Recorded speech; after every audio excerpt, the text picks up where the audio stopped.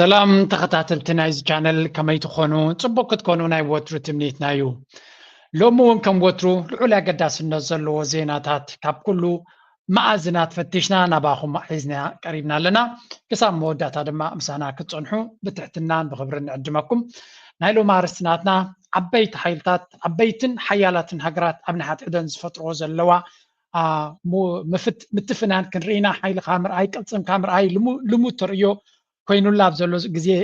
ዘለዎ ግዜ ኢና ነብር ዘለና እዚ ከዓ ንኣትዎ ዘለና መድረኽ ብሓይልኻ ሕጊ ወይ ከዓ ረብሓኻ ምውሓስ ከም ንቡር ክኸውን እዩ ምክንያቱ ኣሜሪካ ትእዝዞ ዝነበረት ትእዛዝ ወይ እውን ኣካይዳ ከምቲ ዝድለ ይሰልጣ ስለዘየለ ኣሜሪካ ባዕላ እናጣሓሰቶ ስለትኸይ ዘላተን ካልኦት ድማ ኣሰራ ስዒበን ንስኺ ዝበልክዮ ክንገብር ድልውነት የብልናን ክብላ ጀሚረን ኣለዋ ቻይና ዝመራሒተን ማለት እዩ ነዚ ክንርኢና ማእከላይ ምብራቕ ዝግበር ዘሎ ብፍላይ ኣብ ሱርያ ዝግበር ዘሎ ክንርኢና ኣብ ዞባና ኢትዮጵያን ሶማልያን ኣብ ትርኩ ዝፈፀምዎ ኢትዮጵያውያን ብኸመይ የንብብዎ ኣለዉ እቲ ዞባ ብኸመይ የንብቦ ኣሎ ብትክክል ከንታይ እቲ ንባብ ክኸውን ዘለዎ ከምኡ ድማ ንቁጠባ ዝምልከት ክንርኢና ላይ ግበሩ ሰፖርት ግበሩ ክሳብ መወዳእታ ምሳና ክትፀንሑ ብትሕትና እናዓደምና እስከ መጀመርያ ብዓለም ደረጃ ዝበሃል ዘሎ ዜና ንርእስከ እዚ እውን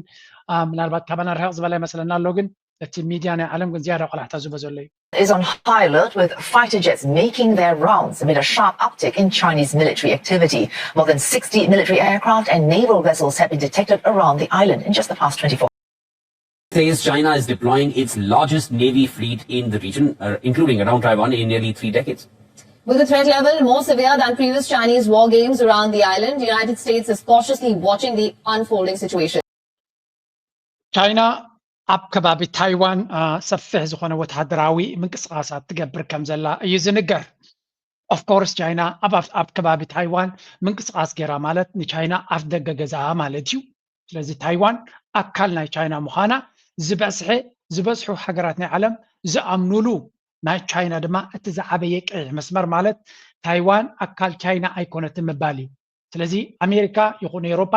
ዳብል ጌም ስለ ዝፃወቱ ክልተ ዓይነት ዕላማ ስለዘ ክልተ ዓይነት መርገፂ ስለ ዘለዎም ሓንቲ ቻይና ፖሊሲ ዝብል ኩሉ ኤውሮፓን ኣሜሪካን ዝቕበሎ ብጀካ ሶማሊላንድን ውሕዳት ሃገራትን ንታይዋን ኣካል ናይ ቻይና ኣይኮነትን ዝብሉ ውሕዳት እዮም ኣብ ዓለም ፈርዲኹም ኣለኹም ንቻይና ድማ እቲ ዝዓበየ ቀይሕ መስመር ናታ ታይዋን ኣካል ቻይና ኣይኮነትን ምባል እዩ ብኣፍካ ምባልን ብተግባር ካለ ምስራሕን ግን ናይ ኣሜሪካን መሻርክታን ኣካይዳ እዩ ብኣፎም ሓንቲ ቻይና ፖሊሲ ይብሉ ኣብ ተግባር ግን ንታይዋን ክዕጥቁ ንታይዋን ገለመለ ናበሉ ምክንያት ናፈጠሩ ሽግር ክፈጥሩ እዮም ዝፍትኑ ቻይና ድማ ንታይዋን ክትዋጋእ ኣይትደልን እያ ዘላ ምክንያቱ ንታይዋን ምዕናው ማለት ንኣካል ናታ ምዕናው ስለ ዝኾነ ብሓፈሻ ግን ንታይዋን እቲ ናይ ቻይና ዕቤት እቲ ናይ ቻይና ሓይሊ እቲ ናይ ቻይና ምስፍሕፋሕ ንታይዋን ኣብ ከሎ ባዕሎም ኢዶም ከም ዝቡ ክገብርዎም እዮም ምክንያቱ ኢትስ ዌይ ዲፊካልቲ ምስ ቻይና ከምዚ ናይ ሎሚ ብሕጂ ድማ ድሕሪ 5 ዓመት ቻይና ድማ እንታይ ዓይነት ሓይሊ ክህልዎ እያ ግምት ብምእታው ኣይኮነን ታይዋን ኣሜሪካ ብዓብዩ ፊት ንፊት ክገጥሞ ዘይክእል ሃገር ክኸውን እዩ ምክንያቱ ቻይና 1.4 ቢልዮን ህዝቢ ዘለዎ እዩ ቁጠባናቱ ድማ ብቁልጡፍ ዝዓቢ ዘሎ እዩ 5% እዩ ዝዓቢ ዘሎ ካብ ናይ ኣሜሪካ ብንሽቶ እዩ ዝውዕድ ግን 5% ኣብዚ ሕጂ ዘላቱ ቻይና ክዓቢ ማለት ናይ ብሓቂ ዘገርም ኩነታት ማለት እዩ 19 ትሪልዮን ዝትመን ቁጠባ ዘለዎ ብ5% ክዓቢ ማለት ንናይ ኣሜሪካ በቲ ዕቤት ጥራይ እንተሪኻዮ ኣብ ቀረባ ግዜ ከርክቦም ከም ዝኽእሉ እዩ ዝንገር ኣብ ትሪል እኮ ኣብ ትሪል ጂዲፒ ዝበሃል እቲ ፒፒፒ ዝበሎ ፐርቼሲንግ ፓወር ፓሪቲ ዝበሃል ብከምኡ ቻይና ሓሊፋቶም ኣይቀደም ተራ ናይ ዶላር ከይገደፍካ በቲ ናይ ዶላር ቫልዩ እንተተዓኪኑ ጥራይ ናይ ኣሜሪካ ዝዓቢ ዝበሃል እምበር ንናይ ፅልዋ ናይቲ ባጤራ ናይ ኣሜሪካ ኣሊኻ ቻይና ብገንዘባ ኣብ ዓዳ ክትገዝኦ ትኽእልን ኣሜሪካ ብገንዘባ ኣብ ዓዳ ክትገብሮ ትኽእልን እንተወዳዲርካዮ ቻይና ቀደም እዮም ሓሊፎሞም ኣብኡ ስለዚ ግን ድሓን በቲ ዓለም ዝርድኦ ናይ በኣሜሪካ ዝዕቀን ጂዲፒ ድማ ቻይና ኣሜሪካ ኣብ ቅድሚ ዘላ ዝበሃል ኦኬ ሶ ዶናልድ ትራምፕ ይመፅእ ኣሎ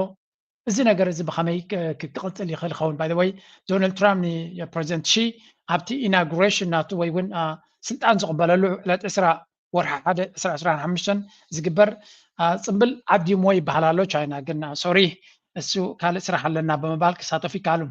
እዚ ኩሉ እናበልና ከለና ኣብ ኤውሮፓ ግን ዕሙቕ ዝበለ ሓበሬታ ክበኩም እየ ሎሚ ኣሜሪካውያን ዝቐረብዎ ብዛዕባ ኤውሮፓ ክትግረሙ ኢኹም ኣብ ብሉምበርግ ዝበሃል ዝወፅእ ሓበሬታ እዩ ኦኬ ንቐፅል what's going on ምስ ቻይና Our next story tries to decode what China is really The largest single-day incursion since October. An escalating show of force near the Taiwan Strait and the ensuing blame game. Taiwan accuses China of being a troublemaker, with nearly 100 of its warships and Coast Guard vessels menacing the island and farther out along the first island chain. This includes the southern islands of Japan and the Philippines, making it the largest Chinese maritime operation in decades. Sometimes ዝብሉ ዘለዉ ከም ትሪእዋ ዘለኹም እታ ኣራንሺ ሕብሪ ዘለዋ ሃገር ቻይና እያ እቲ ኣብ ጥቁ ዘሎ ካልእ ኣራንሺ ኣብ ደሴት ዓይነት ትሪእዎ ዘለኹም ድማ ታይዋን ይበሃል ስለዚ ብዛዕባ ቻይና ክንዛረብ ከለና ኩሉ ግዜ ክርዳእኩም ዘሎ ታይዋን ኣበይ ቦታ ዘሎ ምዃኑ ጀርመን ኣብ ዝሓለፈ መርከብ ኩናት ናይ ጀርመን ካብ ጃፓን ተበጊሳ ድያ በቲ ኣብ መንጎ ታይዋንን ቻይናን ዘሎ ስትራይት ዝብልዎ ብኡ ጌራ ከም ዝሓለፈት እዚ ድማ ንቻይና ምፍትታን እዩ ዝበሃል ንቻይና ክትፈታትና ተጀሊኻ መራኽብ ኩናትካ ብመንጎ ታይዋንን ቻይናን ክትሕልፈን ኢኻ ትፍትን ኣፍኮርስ ራሻ ከም ድሌቶም እዮም ዝሕልፉ ኣይኮነን ይሕልፉ ዘይኮነስ ኣብቲ ወደባት ናይ ራሻ መራኽብ ባሕሪ ናይ ኣብቲ ወደባት ናይ ቻይና መራኽብ ኩናት ናይ ራሻ ኣብኡ ልምምድ ክገብራ ኣብኡ ከም ዘዕርፋ ብዙሕ ግዜ ይዝረአይ ኣብዚ ለንቀነ ድማ ሓበራዊ ርክብ ክገብሩ ቀኒዮም በቲ መንጎ ዝሓልፉ ካልኦት ግን ከም በዓል ጀርመን ነገር ደልዮም ኣብኡ ከም ዝመፁን ነገር ክፅሕትሩ ከም ዘልዩን እዩ ኣሜሪካ ንቻይና ንምቁፅፃር ትጥቀመሉ ፈርስት ኣይላንድ ቼይን ዝበሃል ኣሎ ሰከንድ ኣይላንድ ቼይን እናተባሃለ ደሴት ተገበረሉ እዩ ስለዚ ንኣሜሪካ ንቻይናስ ኣበይ ክትሓፅራ እያ ትፍትን ዘላ ኣሜሪካ ትሪእዎ ኣለኹም እቲ ቀይሕ መስመር ራእይዎ እዚ ካብዚ ንንየው ቻይና ፅልዋ የብልክን እዮም ዝብልዋ ዘለዉ እቲ ባሕሪ ሲ እዚ ኩሉ ባሕሪ ዘሎ ቻይና ካብዚ ንንየውስ ባሕሪ ይኮነን ኢሎም ኣብቲ ኣፍ ደጊኦም መፂኦም ኣብ ከባቢ ታይዋን ኣብኡ ክዓፅዋ እዮም ዝፍትን በቲ ድማ ናይ ፊሊፒን ተጠቂሞም ብንየው ናይ ጃፓን ወደባት ተጠቂሞም ቻይና ካብዚ ክትሓልፍ የብላን ብምባል ክዓፅዋ እዮም ዝፍትኑ ዘለዉ እዚ ከዓ ኩሉ እቲ ኮኦርዲኔትድ ኮይኑ ምስ ደቡብ ኮርያ ምስ ጃፓን ምስ ታይዋን ምስ ፊሊፒን ተገይሩ ኣሜሪካ ምስኣቶም ኪዳን እናገበረት ርክብ እናገበረት ትገብሮ ዘላ ክንዲ ምንታይ ልክዕ ከምቲ ንራሻ ኣበዮም ዝሃርሞም ዘለዉ ኢልና ልክዕ ኣብ ዩክሬን መፂኦም ኣብቲ ሽጡሾም ኣብ ኣፍንጮኦም መፂኦም እዮም ዝዋግቦም ዘለዉ ንቻይና ድማ ኤግዛክትሊ ኣብቲ ናቶም ኣፍ ደገ መፂኦም ኣብኡ እዮም ዝዓፅዎም ዘለዉ ኣብዚ እናዓፀዎም ግን ኣሜሪካ ተብሉ ቻይና ኣግሬሲቭሊ ኣክቲ ትገብራላ እዮም ዝብሉ እቲ ቪድዮ ናይ ኣሜሪካ መራ ከፍ ዘለዎ እዩ ቻይና ብጣዕሚ ኣግሬሲቭ እያ ይብሉ ምክንያቱ ኣብ ደጊኣ መፂኦም ሓዊ እናፃሕተሩ ከሎስ ቻይና ገለ ተንቀሳቂሳ ኢሎም ብዛዕባ ቻይና ለይትመዓትን ሪፖርት ይገብሩልካ እቲ መብዛሕትኡ ሰብ ድማ ቻይና እያ ከም ትገብራላ ገለ ናበለ ነቲ ናቶም ፕሮፓጋንዳ ክደግም እዩ ዝውዕል መፅሓፍቲ ናቶም እዩ ዘንብብ ቪድዮ ናቶም እዩ ዝርኢ ፖድካስት ናቶም እዩ ዝሰምዕ ስለዚ ደየንር ደደይ ነዚ እንተትሰምዕ ኮንካ ከምቲ ንሳቶም ዝደልልካ ኣክት ክትገብር ናይ ግድን እዩ መንፃሩ ኣሜሪካ 10 ኪሎ ሜትራት ያሪሕኻ ዘላ ካብዚ ቦታ እዚ ቦታታት እዚ ግን ብመንገዲ ጃፓን ታይዋን ፊሊፒን እናገበረት ኣብ መንጎና ጥያ እዚኣ ንቻይና ንምሕፃር ኩሉ ዝከኣላ እያ ትገብር ዘላ ማለት እዩ Taipei has demanded an immediate end to the provocation. 中国这样的行径是对印太区域安全稳定现状的公然破坏，更是对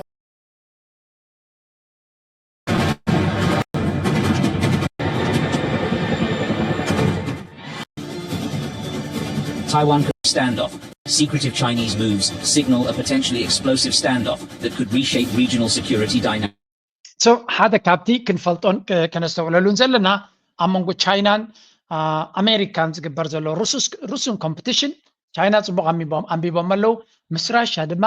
ጥቡቅ ዝኾነ ዝምድና ከም ዘድልዮም ተረዲዎም ኣለው ኣፍኮርስ ኣሜሪካ ኣላየንስ ኣለዋ ነዚ ነገራት እዚ ንዓመታት ተዳለወትሉ እያ በሻር አልአሳድ ዘጋጠም ኣብ ሱርያ ሪኢኹም ኣለኹም ሕጂ ድማ ነተን መሻርክቲ ናይ ቻይና ይኹን ኣሜሪካ ክኾና ዝኽእላ ድኽም ዝበላ ሃገራት እና በተነተን ክትኣቱ ከም ትደሊ ዘላ ድሕሪ ሱርያ ድማ ብርግፅ ሓንቲ ሃገር ፕላን ገይሮም ኣለው ፅንሕ ኢለ ከሪአኩም እየ እቲ ሃገር መን ምዃና ኦልሬዲ ብዛዕባ እቲ ሚድያ ክዛረብ ጀሚሩ ኣሎ እዚ ነገር እዚ ኣስተውዒልካ ምርኣይ እዩ ቻይና ድማ ብተደጋጋሚ ታይዋን ትፈጥሮ ዘላ ፀቕጢ ዳእምበር ወይ እውን ኣሜሪካ ትደፍኦ ዘላ ኣጀንዳ እምበር ንሳቶም ኣብቲ ከባቢ ገዝኦምን ኣብ ኣፍ ደገ ገዝኦምን ኣብ ኣፍ ደገ ባሕሮምን ይንቀሳቐሱ ከም ዘለዉ እዮም ዝነግሩ ዘለዉ ኣገይን ኣብ መንጎ ቻይናን ናይ ዶናልድ ትራምፕ ዓወት ማለት ንኤሮፓ ኣሜሪካ ዓቕማ ካብ ኤሮፓ ወፂያ ናብ ቻይና ከተተኩር እያ ትደሊ ዘላ ስለዚ እዚ እናረኣናዮ ክንከይድ ከለና ሓደ ኣገዳሲ ምዕባለ ክኸውን ኣብ ዘበነ ዶናልድ ትራምፕ ተደጋጋሚ ምስ ፕረዚደንት ሺ ክረዳዳ ይኽእል እየ ነቲ ጉዳይ ድማ ብሂምሂን ክፈትሖ ይኽእል እየ ዝብል ዘረባ እዩ ዝዛረብ ዘሎ ባት we will have to see እቲ ዝብልዎ ዘለዉ ናይ ብሓቂ ከምኡ ክኸውን ይኽእል ዲ ወይስ ንመናወራ ጥራዮም ከምኡ ዝብሉ ዘለዉ እውን እናተኸታተልካ ክርአ ዘለዎ እዩ ሕጂ እንታይ ክንገብር ኢና نابتي كال دايمنشن هيتو كينات نكيدنا. Let's go. Middle East, where France has called on Israel to withdraw its forces from the Golan demilitarized zone and respect Syria's sovereignty and territorial integrity. The appeal follows Israeli troops entering the buffer zone near the Golan Heights, which is a violation of the 1974 disengagement agreement brokered by the United Nations. እንታይ ዘጋጥም ዘሎ ኣብ ሱርያ ድማ ያ በሻር አልአሳድ ወዲቁ ተባሂሉ ህዝቢ ሓፍኮፍ ይብላሎ ገለመለ ኣብ ኢንተርናሽናል ሚዲያ ድማ ከም ሱርያ በቃ ናይ 50 ዓመት ዲክቴተርሺፕ ተኣሊሎም ከምዚ ሽግር ወዲቁዎም ትም ተባሂሉ ዘይዝረበሉ ሲኤንኤን መዓልታዊ በሻር አልአሳድ ዝገብሮ ዝነበረዶ ዘጋጥም ዝነበረዶ ናበልንዑ ሪፖርት ይገብሩ እስራኤል ከ ሰላሒላ መሬታ ትወርራላ ሕጂ እቲ ዝፈልጥ ይፈልጥ እዩ ይዛረቦም ኣለዩ ዩኤን ዝኣክል ካብቲ ዶክማ ይትሕለፍ ኢሉ መጠንቀቕታ ይባለኑ ዩኤን ግን መን ይክሰምዖ ዩኤን እንታይ ክገብረን እስራኤል ዩኤን ዝበሃል ሰራዊት የለ ዩኤን ዝበሃል ሃገር የለን ስለዚ እስራኤል ድሌታ ንክትገብር ዘኽእላ ኩነታት ተፈጢሩ ስለ ዘሎ ንእስራኤል ጠጠው ከብል ዝኽእል ሓይሊ የለን ኣብዚ እዋን እዚ so what we see now እስራኤል ንውሽጢ እናተወት ኣጀንዳ ናታ ናይ ምስፍሕፋሕ ሕልሚ ናታ ብቐጥታ ከተተግብርን ክትሰርሕ ንሪኣ ኣለና Israel zone between Israel and Syria is a violation, urging Israel to honor its commitments. As stated by the UN, any military deployment in the buffer zone between Israel and Syria is a violation of the 1974 disengagement. So UN and Israel is to gabriya zalakh gegayu nati international حقي علم لخاوي حقي اخذت تحسس زلخي فرانس كميلاتهم UN دما تمساسالي كم دمتي يسمع له جن اسرائيل منيو كجددهم زخلي تحطهم بر حق متحز اسرائيل مجمريا ماس كوينو باي ذا واي تناي ربل حلافز بهال زلوت محمد جلاني زبلو زلو مننتو بزح بزعبو كزرب جمير له ايهوداويو زبل ورد ما كنافس جمير له مخنياتو again بزح فيلمتات كم زلو ابز غداي نايزي ريبل بهال زلو بس كزي زي غدو غداي سلازي لكن رينا عندكن which must be respected by its signatories, Israel and Syria. France reiterates its full support for the UN Disengagement Observer Force in the Golan, whose security must be maintained. France calls on Israel to withdraw from this area and respect Syria. Now, alongside France, the United Nations has also echoed these concerns, warning both Israel and Syria against breaching the terms of the accord. We are continuing. So كم نريد زلنا كله إسرائيل بجاهم سراويتكم هيتأتوا حيلهم هيتأتوا نتدب كتحلوا وفتنوا نتدب هيتتحسوا نعبليهم إذا ما حسنا زلوجن مع إسرائيل نيو إن سميعة أيكونن ترايز ولا مريت نمورار أيكونه حزبت هلا قلة خطبه لك سمع زي كالة إسرائيل سي يعني حجاب يو إن كوينهم عدوا بميكروفون حيزهم سلا تجارب ويوم فرنسا من السعوديات وسعيناتهم تحت بدحر مقارجة دليتكم كبرنا بله أبقى ميتوت أنت تجاربه نمني وكسم زغل everybody knows that تجن تفيلم بخمك سرح سلزلو أبقى معي نخا مرأيون نبي خيطهم زلوا مستبهالون ترايزر ليه نمبر زغير نجار إسرائيل continuing to see Israeli movements and bombardments into Syrian territory. This needs to stop. This is extreme. So, انتي نرى لنا له مجمرة إسرائيل بزع علامات لسلسة 250 زخون علامات بفلوي نفرتنا مسائلات غيرها نعنا يسكعنا يزبلوا كله حما خش تغيرهم نتتقاوم حيل دما زخون يقوم فانت حتى حد نهريلك أسر بشار الأسد كان بكاينا يلوم ما تنقعتا زلو زربا سديدلو نتنياهو كاتسيل دما سراويت آتيو زلي بوتاتات نجزينا ناتو زلنا نحصر جزي سلام الرقاتن كانوا حس يلوم يعطولو but at the end of the day everybody knows Israel كابزي أجي أقاتي مزلو كنتات وزيوم نتو كنتات كوت فويا ميلكا مجمات تبيل كم زغون. Just enter the buffer zone to address potential security threats arising from Syria's growing instability. As rebel group sees Damascus forcing Syria's former president Bashar al-Assad to flee to Moscow. After the fall of the regime in Damascus, Hamas is more isolated than ever. It hoped for the consolidation of the arenas. Instead, it got the disintegration of the arenas. And the state of Israel is establishing its position and for the community divided. أمودتا انتينا نرزلنا إذا قد دايزي نابستفل عليه من قدي كشرف كم زخلينا نرزلنا إسرائيل أبزوانزي سب أبتمين ستريم ميديا ستيل شما بسبوغ يمزل علوه نا إسرائيل دقفت سلوزغونو أبترى هزبقن ኣብ ዓይኒ ተራ ህዝቢ ግን ብዙሕ ክሬዲቢሊቲ ተኣማንነትን ክብርን ከም ዝሰኣነት ከም ዝኸሰረት እዩ ዝነገር ባት መን ይግድሶ ብዛዕባ እስራኤል ዘገድሳ ኣጀንዳ ተሳልጥ ኣላ እዚ ኩሉ ህልቂት ጌራ እዚ ኩሉ ንቃዛ ሓመድ ጌራ ዳርጋ ናብ ሑፃ ቀይረዋቶ ነቲ ቃዛ ዝበሃል ናበልና ንሊባኖስ ከይዳ ከምኡ የለን ደብዳባት ርኢና ሕጂ ድማ ንሱርያ ፋሕፋሕ ኢላ ኣላ ሃገር ድሌቶም ይገብርሎ ስለዚ ኣብቲ ከባቢቲ ሙሉእ ብሙሉእ ዝሰልጦም ዘለ ኣጀንድኦም ሙሉእ ሙሉእ ሰርሓሎም ዘሎ እንተሎ እስራኤል እዮም ካልኦት ሓይልታት ካብቲ ዞባት ኣብቲ ናይ ሱርያ ምብትታን ካልኦት ዝረብሑ ዘለዉ ሓይልታት ከመን እዮም መን ከይጉድኡ ኣለዉ ክንርኢና ብኩሉ መንገዲ እዮም ዝጠቕስዎ ዘለዉ ስለዚ እስከ መን ይረብሓሎ ሰራዊት ናይ ራሽያ ከንታይ ክኸውን ዕጫ ናይቲ መደበራት ናታ ንሱ ክንርኢና ኣብዝኻ Of the Assad regime in Syria, the power balance in the Middle East has shifted. Joining us right now with what President-elect Trump's strategy will be navigating these new dynamics is Carnegie Endowment Middle East Program Senior Fellow Kareem Sajapour. Kareem, this is completely uncharted territory, and there's a lot of things that are happening and spinning. You know this area so well. Tell us what you think is happening and... እንታይ ትብለላ ድሕሪ ሙዳቕ ናይ በሽር አልአሳድ እቲ ዞባቲ ዓብይ ለውጢ ናይ ስትራቴጂካዊ ኣካይዳ ስትራቴጂ ናይ ሃገራት ናይቲ ቦታ ጽልዋ ብዓብዩ ተቀያይሩ ከም ዘሎ እዩ ዝንገር መን እዩ ዝዕወት ዘሎ መን እዩ ዝኸስር ዘሎ እስከ ንገረና ትብለላ ነዚ ስትራቴጂ ናይ ዶናልድ ትራምፕ ከተንብስ Where we're going to be headed over the next 6 months to a year. Well, Becky, this is a hugely significant moment that after 50 some years of being in power, the Assad regime in Syria melted away before our eyes, and it does potentially enormously change the balance of power in the Middle East. And that for many years, Iran has been the region's most powerful actor in that it dominates 5 failing states: Syria, Lebanon, Iraq, Yemen, and Gaza in the Palestinian territories. Now Iran has been dealt some pretty significant blows. They've lost Syria. Lebanese Hezbollah, the crown jewel of the Iranian revolution, has been decimated by Israel. And now Turkey is emerging as a real regional power. So this is a potentially very significant. سنتين نرزلنا إذا كدا إزي عبلوتي أبناء حيلتاتن أسلال فانجيرلو إذا بوتازي إذا كبابزي إيران درجة أبي حيل زنا برايا أب سوريا نتمنجسي بمحجاز سبوز غنا درجة نيروا أب العراق عتق جلالوا أب ليبانوس عتق جلالوا أب فلسطين دما بمنجد حماس أب سلوان يروا إيران كلهم زياتهم همهم كسب زت أفوت تحريمه مالو يلو حزب الله بتعمل تحريمه أب ليبانوس سخونة نقدر جبراي كالن بتعمل تداخيمه خمسة لهم زبلو زلو كتيلهم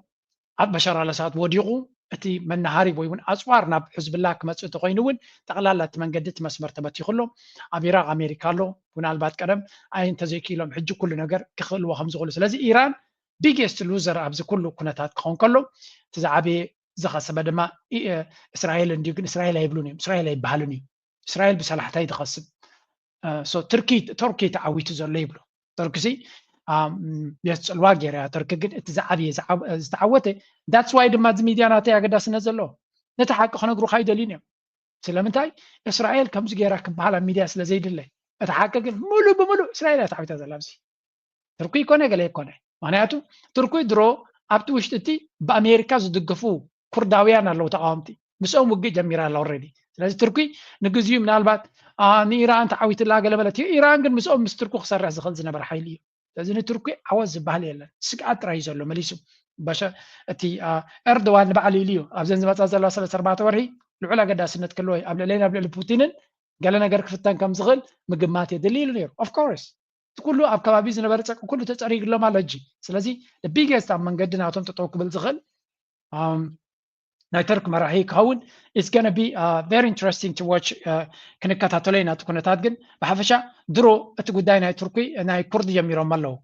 Look no further than the Kurds, the country's largest ethnic minority based in the northeast. For Turkey, Syria's Kurds pose a potential terror threat, and for the US, the Kurds are valuable allies in the fight against the Islamic State group. Well, these diverging views have led to clashes on the ground. In recent days, Turkish-backed rebel forces have fired on US-backed Kurdish forces in northern Syria, with Syria up for grabs right now, and Donald Trump about to return to power.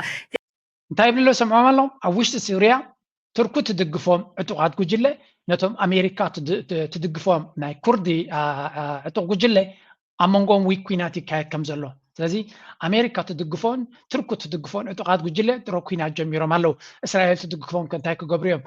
ጆርዳን ትድግፎም ታይም ክኾኑ ካልኦት ሓይልታት ዝድግፍዎም ተለውኸ እቲ ኣብ ሱርያ ዝግበር ዘሎ ናይ ኩናት ኣካይዳ ፈፂንካ መትሓዚ ዘይብሉ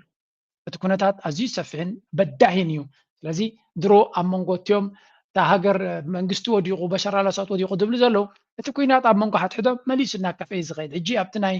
ሆይታይ ዘሎ በቃ ሓጎስ መፂና ገለ ናበለት ሚድያ ኣውታት ይፎከስ ዝገብር ዘሎ ግን ሓደ ጥዑይ መንግስቲ ኦርጋናይዝ ዝኾነ መንግስቲ ከተቃውም ከቢድ ክሳብ ዝኾነ ንዕኡ ክግበር ይኽእል እዩ ዝበለ ዝኾነ ኣናሊስት ድማ የለን ዝኾነ ኣንፈት ኩሎም እዚኦም ዕጡቃት ጉጅላው ዘለው ተኣኪቦም መንግስቲ ክገብሩ እዮም ወይ እውን ንህዝቢ ሱርያ ጥዑይ ምሕደራ ክገብረሉ ዝኽእል ሓላ ስልጣን ዘለዎ ሓይሊ ኣሎ ዝብለካ የለን መሊሱ እቲ ኩነታት ናብ ዝገደደ ሽግር ክኸይድ ከም ዝኽእል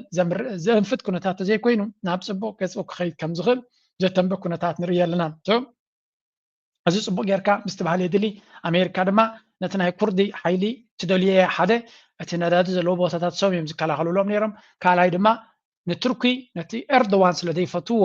ኢቨንቹዋሊ ንዕኡ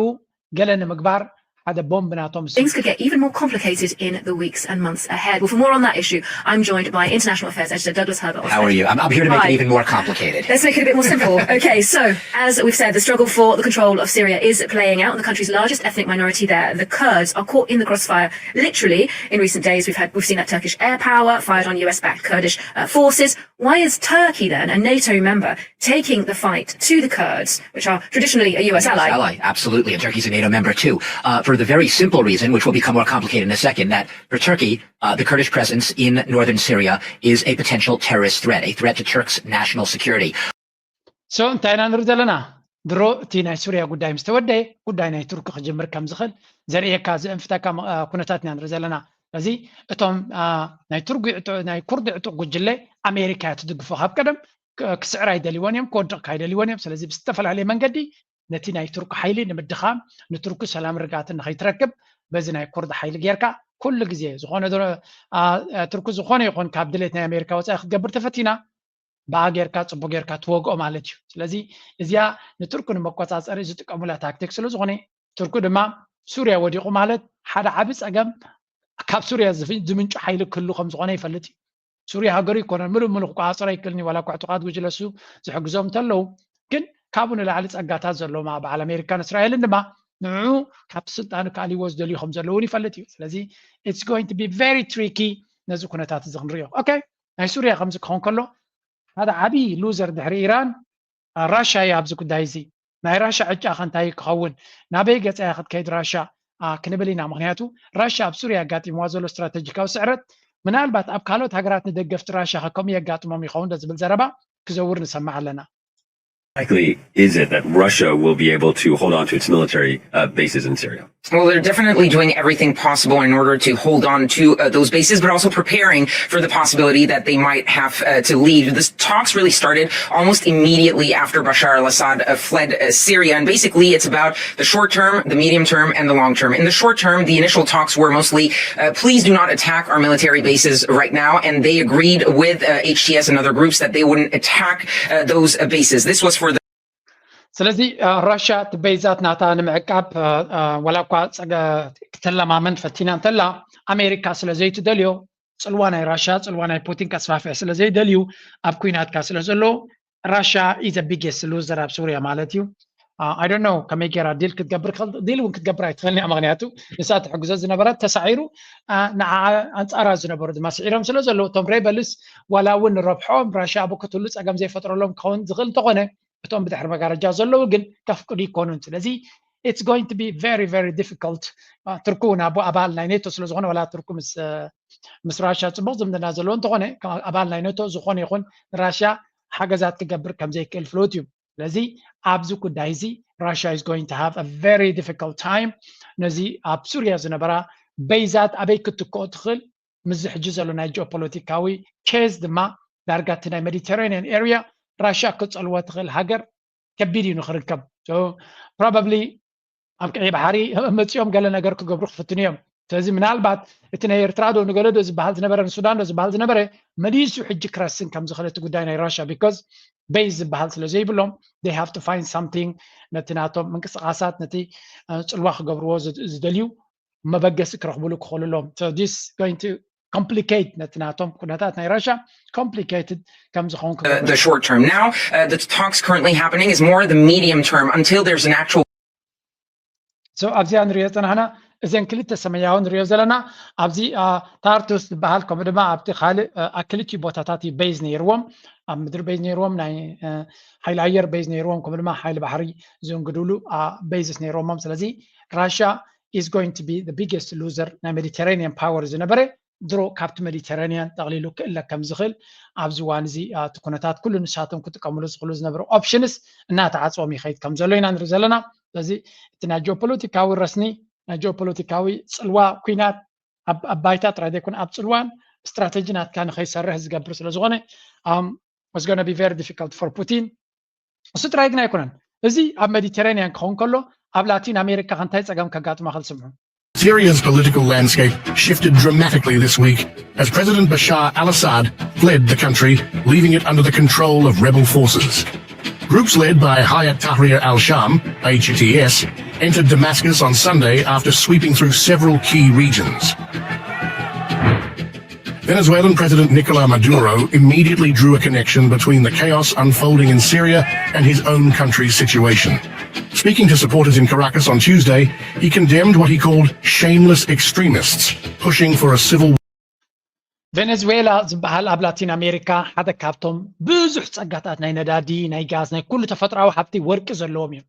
ሓደ ካብቶም ብዙሕ ሃብቲ ዘለዎም እዮም and exactly because of እዚ ሃብቲ እዚ እዚ ሃገር እዚኣ ካብ ከመይ ዝበለ ቁጠባዊ ምዕባለ ንድሕሪት ተጎቲታ ኣብ ዝገደደ ዓዘቕቲ ከም ተኣቱ ብገዳም ብገለን ነዚ ስልጣኑ ንኻሊዎ ክንደይ ግዜ ዘይፈተኑ ቅድሚ ሒደት ኣዋርሓ ምርጫ ዝግበር ዝነበረ ህዝቢ ንዑ ምስ መረፀ ነቲ በንፃሩ ዝነበረ ኣሜሪካ ንሱ ተመሪፁ ኢላ ክንደይ ኣምባጋሮ ተገይሩ ሕጂ ኣብ ስፔን ኮይኑ ናይ ወፃኢ መንግስቲ ናይ ቬኔዙዌላ ዝብል ሽም ሂቦም ኣለዉ እንታይ ማለት እዩ ነዚ ሰብ እዚ ልክዕ ከምታ ናይ ሱርያ ገይሮም ዘውድቕዎ ከምኣ ክገብሩ ክፍትኑ ምዃኖም እዩ ዝንገር ዘሎ ባይ ደ ወይ ገለ ዲፕሎማት ናይ ኣሜሪካ በዓል ቲቦር ናጊ ዝበሃሉ ኣብ ኤርትራ እውን ክፍፀም ዘለዎ እዩ ብምባል ኣብ ኤክስ ፅሒፉ ከም ዝነበረ እዚ ኣብ ሱርያ ዘጋጠመ ኣብ ኤርትራ እውን ክድገም ዘለዎ እዩ ብምባል ትምኒቶም ገሊፆም ኣለዉ ስለዚ እዚ እውን ምስምዑን ምስትበሃሉን ልዑል ኣገዳስነት ኣሎ ምናልባት ግዜ እንተረኺባ ኣብ ድሓር ተምፃልኩም ክፍትነ ትዊት ናቱ ቬኔዙዌላ ኣብ ላቲን ኣሜሪካ ንፑቲን ልዑል ኣገዳስነት ዘለዎ ሃገር እያ ኦፍኮርስ ክንድኡ ፅልዋ የብሉን ራሽያ ኣብዚ እዋን እዚ ግን ቬኔዙዌላ ክትህሉ ብጣዕሚ እዩ ዝደሊ ቬኔዙዌላ ድማ ሓንቲ ካብቶም ከም ሱርያ ታርጌት ኮይና ዘላ ሃገር እያ ዶናልድ ትራምፕ ድማ ብዙሕ ዝፍክር ቅድሚ ሕጂ ኣብቲ ዘበነ ስልጣኑ ንቬኔዙዌላ ንምብታን ብዙሕ ገይሩ እዩ ኣይሰለጦን ኣብቲ 4 ዓመት ሕጂ ኸ ወላ እኳ ናይ ቬኔዙዌላ ፕሬዚደንት ብሰላም ክንጅምሮ ፅቡቅ ዝምድና ንክንገብር ንዶናልድ ትራምፕ ሓቲትዎ እንተሎ ዶናልድ ትራምፕ ግን ኣይ ቲንክ እቲ ነዳዲ ናይ ቬኔዙዌላ ስለ ዝረኣዮ ዘሎ ክገድፎ ዝኽእል ኣይመስለንን ስለዚ ዶናልድ ትራምፕ ድማ ብፍላይ ነዳዲ ብፍሉይ እዩ ሕማም ዘሎ ናይ ነዳዲ ስለዚ ይስተሮ እምበር ቬኔዙዌላ እውን እቲ ዕጫ ይፅበዮም ኣሎ and I think ሓያል ወታደራዊ ቤዝ ወይ እውን ጥንኩር ዝኾነ ሓያል ዝኾነ ኣወዳድባ እንተዘይብልካ ኣብዚ እዋን እዚ ከቢድ መድረክ ይፅበየካ ከም ዘሎ ምፍላጥን ምግንዛብን የድሊ so much about those things ሕጂ ናብቲ ካልእ ኣርስታት ክንሰግር ክንፍትን ኢና because ነዊሕ ግዜ ስለ ዝኸድኩ let's go to Europe now what's going on in Europe News for Europe just keeps getting worse. The French government collapses, plunging EU's second largest economy into turmoil. France's political upheaval in December offered another glimpse at fractious European affairs. Germany's under pressure and Volkswagen workers are striking hard. In my view, we are already in a crisis mode. Our former model is over. If we follow our classical agenda, we will be out of the market. ኤሮፓ ኣብ ከቢድ ብድሆ ከም ዘላ ድሮ ናይ ኣሜሪካ ዓበይቲ ሚድያታት ቀፃሊ ክዛረባሉ ጀሚረን ኣለዋ ኤሮፓ ከም ኮንቲነንት ብፍላይ ኤሮፓዊ ሕብረት ኣብዚ ፖለቲካ ኣብዚ ቁጠባ ናይ ዓለምና ኣብ ዝቕፅል ዘሎ ዓመታት ዓብይ ውድቀት ከጋጥሞ ከም ዝኾነ እዮም ዝነግሩ ዘለዉ እዚ ከዓ ንፁር እዩ ኣብዚ ቻነል ብዙሕ ግዜ ደጊመ ኣለኹ ግን ሕጂ ዋላ እቲ ሜይንስትሪም እዩ ከምኡ ክብል ጀሚሩ ዘሎ ኣብዚኣ ማለት መራሕቲ ኤሮፓ ምፅልኩም ማክሮን በዓል ኢልዎ እዩ ናይ ቀደም ሞዴል ናትና ቁጠባ ሃብትና ዝፈጥረልና ዝነበረ ሞዴል ናይ ኩሉ ወዲቑ ኢልዎ እዩ የለን ኣብዚ እዋን እዚ ካብ ራሻ ዝመፅእ ነዳዲ ሕሱር የለ ናይ ቻይና ዕዳጋ የለ ኣሜሪካ ይፍቀደና ንብረታት ናትና ኣብ ዕዳጋ ተወዳደሪ ይኮነን ህዝብና እናደኸመ እናኣረገ ንኸይድ ኣሎ ስለዚ they have so many problems ንዕኦም ኣድረስ ንክገብሩ ንዕኦም ንክገብሩ ከዓ ቀዳምነት ይብዎም የለውን ቀዳምነት ናቶም ንኩናት ኮይኑ ስለ ዘሎ The EU's economy is now fighting for survival and struggling to keep pace with the US and China. Had the European economy grown as fast as the American economy over the past couple of decades, we'd be generating 3 trillion euros of extra income every year. That's roughly the equivalent to the total GDP of France being routinely added into the economy. Europe needs to have a digital era economy with companies that challenge those from China and from the US. Without that, the region's at risk of being unable to afford to protect itself in a world where security is no longer guaranteed. It's just a very tense moment for the world, and Europe's at the center of it. So Europe ናይ ብሓቂ ነዚ ዘለዎ ግዜ ኣብ ዝኸበደን ዝበድህን መድረኽ ከም ዘሎ ኤውሮጳ ዝንገር ዘሎ እዚ ድማ ኣብ ዝሓለፈ እውን ኣምፅልኩም ነይረ ማሪዮ ድራጊ ዝበሃል መጽናዕቲ ኣብ ዝገበረሉ ኤውሮጳ ሕብብ ኣየድልየናን እዩ ኣብ ቅልውላው ኢና ዘለና ኢልዎ ካብዚ ቅልውላው እዚ ክንወፅእ ተኾይና ዓብ ለውጢ ክንገብር ክንክእል ኣለና እሞኻ ብዝቐልጠፈ ፍጥነት ኢልዎ እንተዘየለ ቻንስ የብልና ናብዚ ናይ ሎሚ ዳይናሚካዊ ብቕልጡፍ ዝቀያየር ዘሎ ዓለም ሰርቫይቭ ንክንገብርን ንክንምዕብልን ዕድል የብልናን ኢልዎ بجنزب كنت من كله لعل شمنت 100 بليون يورو يدلينا لعل كل جن حقتات ناتنا كله كون قرص لنا يلو البيروقراسي ناتنا زغل ريجوليشنز غيرنا يزلنا بفتسو ناتنا من سيات توراديرو مع بعلم كم زي عوات غيرنا مالنا منك سمع أورسولا فاندر لاين تمر هذا لا كوميشن انتهي لي لو تقبر بجاك نقينات كالم عبالة كتم تدخل 7 كونتنت لذي I think نيروبا حبرت مرقم كوينات تزل انت لا ذا مرحلتنا إذا أورسولا فاندر لاين يو but زمت 5 عامات كنت مرحاني أوروبا عبرت الجمهورية عمان ديو so next 5 years لو تيلن 5 عامات عبزنا لو مو دبدر تتريفكا اب artificial intelligence يلون اب crypto currency يلون اب chips and semiconductors يلون اب electric cars يلون اب solar energy يلون resources يلن ስለዚህ everything من سياتناتهم زوحدوا معناته حزبي يولد يلن من البعد جزين ترى بك على الريبورت خبكم لذي every parameter وين معك أنزرا خايا بيروبا صبغ هيكونن زي مها أبكينات يوم زرق كباب زوان زغاب قمت متابعة اللي September, he sounded an alarm. Productivity is weak. It's very weak. So Mario Draghi will this morning deliver his long-awaited report on what Europe must do to regain its competitiveness. Mario Draghi is a highly respected economist. He is former president of the European Central Bank during one of Europe's most difficult times and also led Italy through another challenging period. He's become a figure that you look to in times of trouble. His report warns that the US and China were innovating so expeditiously, Europe needed to invest hundreds of billions of euros extra every year to compete, possibly to survive. The Draghi plan got the conversation started. And then, of course, there's Trump. And then, of course, there's China. And then there's a war in Ukraine and a war in the Middle East. The conclusion was Europe... سنتايم زبل زلو أوروبا سرفايف كجبر ندحر قينو عبزي برتع قلطف زخانة معبالن وددرن زكايد اللي زلو قلطف زخانة سقمتات كوسد خلاله قلطف زخانة سقمتات أبي أوروبا خطوسد مالت كحلمي أوروبا حبرت قدام حمام ناوت بيروقراسي نجارات كلتيفو ما يسلطونهم أب أوفيس شنقلل زبل أبتي براسل سترايك باب سوسا شح سرعتنيا يزلون كندي عينت منجستي زلو ماني تحت تابع منجستي كوميشن دي حتى الكونسل اوف ليدرز دي حتى تبايتو دي حتى so many things أبت منجستي نجارات نخدها سالت أزي كبيديو سلزي أب تكنولوجيا لون التحرشات مع modernization productivity ناتو كعبي وصل زي قالوا أتي نا أوروبا لايف ستايل نريو زلنا زمتشود دمسل هي وتابي أوروبا زروزلو أبزمت 10 عامات أنوي هيز نقرأ كماني بزح جزء خدوة زلو من قدن دحر خيدهم أوروبا بالتعمي زم كل كتابة كلهم كم زخانة كله كيلانا كتابة كله نزكناتات بقربة زفلتن تكتاتلن زلو سب زاربة زل حكي سلزي أبي أوروبا بزح سب كوين نزا فيديو ناتي يريالو نزا channel ناتي كاتلولو لعل تنكاغا كلينايو لعل نستوعال كلينايو because things are going to change تنقرات كغير كله دما نفس بغا يكون أبي أوروبا كغير قدامي كنا يوكرين تتوقع بالنيرونا سلام أتوكيرم نكخدو نعود تتوقع بالخماني قهاية اللون سلزي علم بفتنة تبتخدو لزلا أوروبا بينا ندهري تتعرف كم زلا ترايز نقر efficiency. So by being left behind, we are now poorer and we're just not keeping pace with American productivity. Which is what led to the estimate that the EU economy is 18% smaller than it may otherwise have been. And that's equal to a shortfall of about 3 trillion euros. ريولهم بسنكتي حماق مرحنة 10% نتاحت وريدو كابتك عبي زقبو كباب 3 تريليون نتاحت كورد كيلو تقديدو زغا بقعتنا مرحنة سلازي اللي رئيس اللو مراحي مرحنة سلازي بلو بعلو خلو دما حدش نقر كفتر زغل ذات تبابع بوليس سلازي بلو ካምፓኒ ክትመስርት ኣብ ኤውሮጳ ፍርሂ ዝሓድረካ ኣነ አንተርፕረነር ስለ ዝኾንኩ ኣብ ቢዝነስ ስለ ዘለኹ ይዝርዳኒ ኣብ ስዊስ ስለ ዘለኹ ስፔሻል ዕድል እዩ ኣብ ስዊትዘርላንድ ኣብ ኤውሮጳ ክትክሉ ምናልባት ኣብ ኤውሮጳ ዘለኹም ዓብይ ሓሳብ ናይ ቢዝነስ ተለኩም ትካል ክትሓስቡ ተለኹም ናብ ስዊስ ገጽኩም መጺኹም ካምፓኒኦም ኣብ ስዊስ ክትገብርዎ ፈትኑ ተዘየለ ካልኦት ሃገራት ክትፍትኑ ኣለኩም በዓል ጀርመን በዓል ፈረንሳ ብጣዕሚ ንቢዝነስ ዘይኮኑ ዓድታት እዮም ሕግናቶም ጥውይዋ እዩ ታክስ ኮድ ናቶም ከቢድ እዩ ሬጉላቶሪ ሪኳየርመንት ናቶም ከቢድ እዩ ዓብ ገንዘብ ሃሌካ ገለ ጠበቃታት ቆፂርካ ገለ መላ ተደየለ ሓደ ንእሽተይ ካምፓኒ ንክዕወት ኣይደልይዎን እዮም ኢኻ ትብል ዳርጋ ታሰራርሓ ናቶም ንእሽተይ ካምፓኒ ክዕወት ዘይደልይዎ እዩ ዝመስለካ በቲ ኮይኑ በቲ ሕጂ ብግምት ኣሉ ክንርኢና እቶም ኣሜሪካ ዝበሃሉ እንታይ ይገብሩ ኣለዉ ዶናልድ ትራምፕ ንባዕሉ እንታይ ይገብር ኣሎ እዚ ኣሜሪካ ረይዎም እዚኣቶም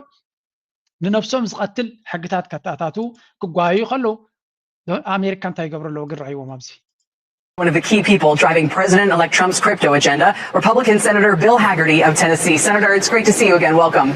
Likewise, Kelly. Good to be with you today. Do you personally own crypto? I mean, you can imagine it based on your knowledge and interest in the space. If you had been owning it for the past, I don't know, 5 or 10 years, you must be doing pretty nicely right now. So እንታይ ድብሎ ዘሎ እዚ ሓደ ካብቶም ሰኔተርስ ንዶናልድ ትራምፕ አጀንዳ ናቶ ኣብ ክሪፕቶ ንከሳልጠሉ ወይ ንቅድሚት ክወስዶ ዝኽእል ዝበሃል ዘሎ ሰብ እዩ እንታይ ዝብል ዘሎ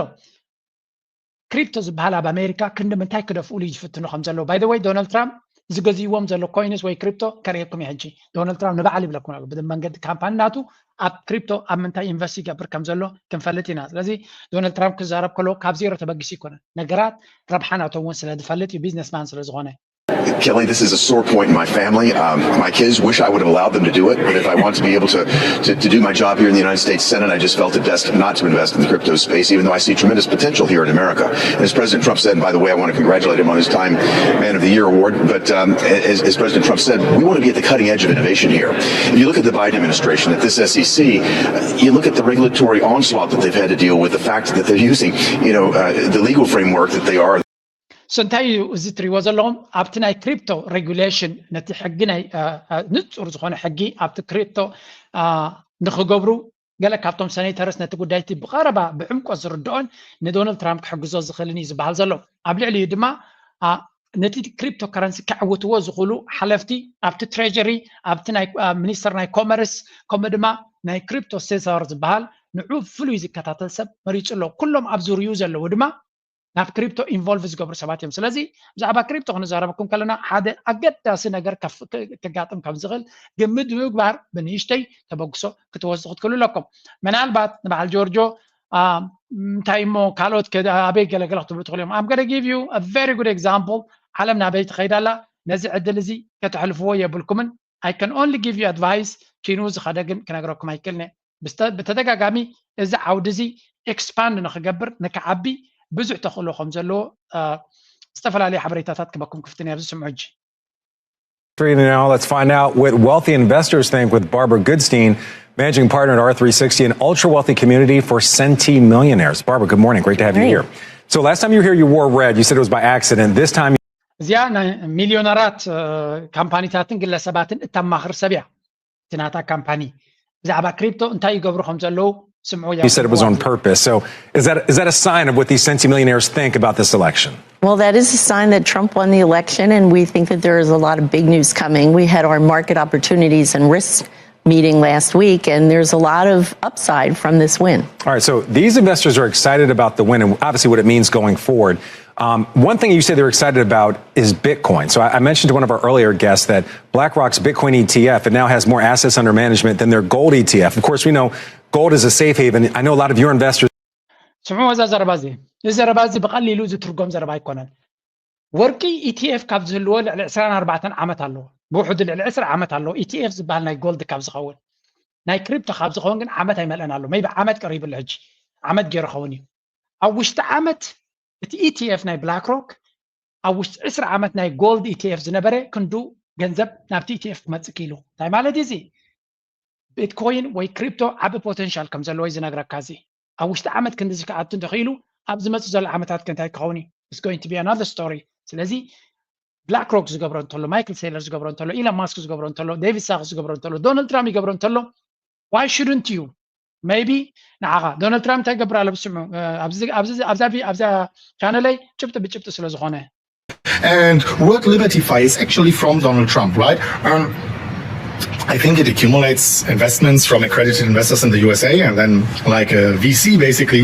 invests into other things, right? But guess what they did just a few hours ago? Look on Chain. It's a company, a website, and also an X account, which ከምዚ ንሪኦ ዘለና ዶናልድ ትራምፕ ዝውንኖ ቬንቸር ካፒታል ዝበሃል ናይ ኢንቨስትመንት ኣርም ማለት እዩ ኢንቨስት ንክገብር ናይ ነብሱ ነገር እዮም ዝገብሩ እቶም ቢልዮነራት ሓደ ትካል ይቁሙ ቪሲ በሃል ቬንቸር ካፒታል ማለት ገንዘብ ንካልኦት ነገራት ናገበረ ኢንቨስት ዝገብር ማለት እዩ እቲ ቬንቸር ካፒታል ናይ ዶናልድ ትራምፕ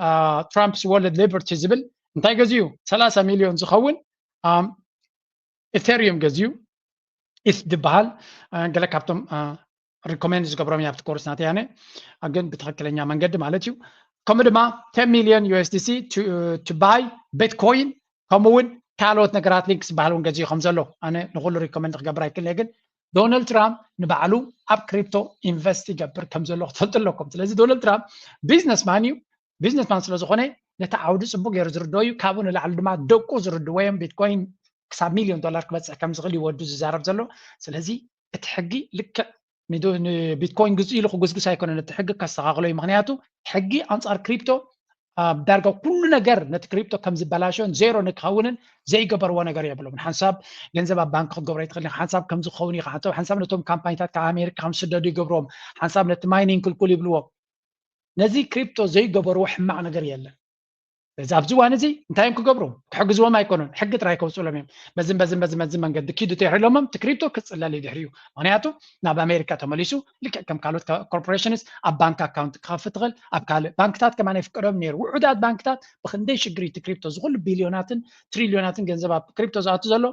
ኣብቲ ፋይናንሻል ሴክተር እውን ከምቲ ዝድለ ዕድል ኣይወሃቦም ነይሩ ምክንያቱ ባንክታት ቦትኦም ብክሪፕቶ ክትከኣም ምዃኑ ስለ ዝፈልጡ ነዚ ጉዳይ እዚ ኣይህቡን እዮም ነይሮም እስከ ናይ መወዳእታ ንስማዓያ ሽዑን ሓልፍ ኢና Gold as well. What's their sentiment when it comes to Bitcoin? And are they doing it directly or through ETF? We're very high on Bitcoin, and we've been talking about Bitcoin for the past few years. We recommend doing it directly because you don't pay taxes if you're doing it directly, so that's a big difference. But we think that Bitcoin could become the next strategic reserve asset. So the country now holds 232,000 Bitcoin. We think that Trump could bump that up to over 1 million. Take on Trump's victory? So እንታይ ኢና ንርኢ ዘለና እዚ ኣብ 82,000 ከሎ ዝተገብረ ኢንተርቪው ነይሩ ብሓፈሻ ኣሜሪካ ኣብ ቢትኮይን ኣብ ክሪፕቶ ዓብይ ኣተኩሮ ገይራላ and you should too ንስኻ ድማ ንስኸውን ብግልኻ ንእሽተይ ተበግሶ ውሰድ እቶም ወሲድኩም ዘለኹም ብዙሓት ተምሃሮናት ድማ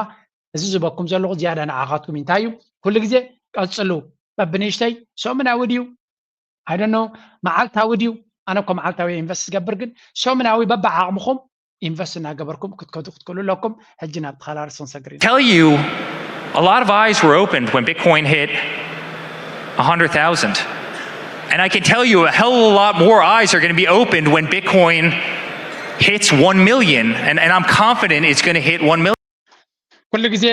naatkum mazna'at khay gabarkum bismi'atin handa batawan sugum taqtwazdu ay makhirni gen እዚ ጉዳይ እዚ ናብ ላዕሊ ክኸይድ ዝኽእል ስለ ዝኾነ ብትክክለኛን ብውሑስ መንገድን ክትገብርዎ ምዕፅንታ የቕርብ ኣብዚ ዝበኩም ድማ ሓበሬታ እዩ ንዑ ወሲድኩም መፅናዕትናትኩም ጌርኩም ኢኹም ዘድሊ ስጉምቲ ትገብሩ ወይ እውን ኣብ ኮርሳያት ኢኹም ብትክክለኛ መንገዲ ክትገብርዎ ትኽእሉ ሕጂ ናብቲ ኣብ ዞባና ሸንኮለል ዝብል ዘላ ኣርእስቲ ክንሰግር ኢና what's going on ብፍላይ ብወገን ኢትዮጵያ It looks like it's Somalia and Ethiopia have set aside their differences. The leaders of the two countries met in Turkey's capital Ankara last night. The meeting was hosted by Turkish President Recep Tayyip Erdogan. Erdogan first welcomed Somalia's President Hassan Sheikh Mohamud, followed by Ethiopia's Prime Minister Abiy Ahmed. This was the third round of talks between Somalia and Ethiopia, which Turkey was hosting. However, it was the first time since January that the leaders of Somalia and Ethiopia agreed to be in the same room. እንታይና ንርኢ ዘለና እዚ ውዑ እዚ ስምምዕ ኣብ መንጎ ቱርክን ኣብ መንጎ ሶማልያን ኢትዮጵያን ዘጋጠመ ኣብ ኣንካራ ኣብ ቱርክ ማለት እዩ ብሽምግልና ናይ ኤርዶዋን ፕሬዚደንት ናይ ቱርኪ ንጹር ነይሩ እቲ ተሰማምዕሉ ነጥቢ እንተኾነ እቲ ኣብ ኢትዮጵያ ዘሎ መርሕነት ልዕሊ ኩሉ ድማ ሚድያ ናይ ኢትዮጵያ ነቲ ክውንነት ገምጢሉ እዩ ዝርዮ ዘሎ እዚ ኸ እንታይ ዘርኢ ልክዕ ከምታ ቅድሚ ሕጂ ውዕል ኣልጀርስ ክፍሎም ከሎ እዚ ውዕል ኣይኮነን ባይ ዘ ወይ ዴክላሬሽን እዩ እዚ ኣዋጅ እዩ ናይቲ ስምምዖም ኣዋጅ ጅምበር ባይንዲንግ ወይ እውን ግድን ክፍጸም ኣለዎ ከም ዝኸውን ኣለዎ ማለት ኣይኮን ብሓፈሻ ብሓደ ንክሰርሑ ወይ እውን ነቲ ጉዳይ ንምፍታሕ again እቶም ዘይትፈልጡ ብተደጋጋሚ ንክንፈልጦ ዘድሊ ሓበሬታ ይህበኩም ያነ እቲ ዝተባሃለ ብጽሑፍ ክንሪኦ ኢና ብድምፂ ክንሰምዖ ኢና እዚ ንጹር ዝኾነ ዴክላሬሽን እዮም ገይሮም ኣብቲ ዴክላሬሽን ናቶም ድማ ክልቲኦም መራሕቲ ናይተን ሃገራት ክሰማምዕሉ ዘሎም ናይ ሶማልያ ልኡላውነት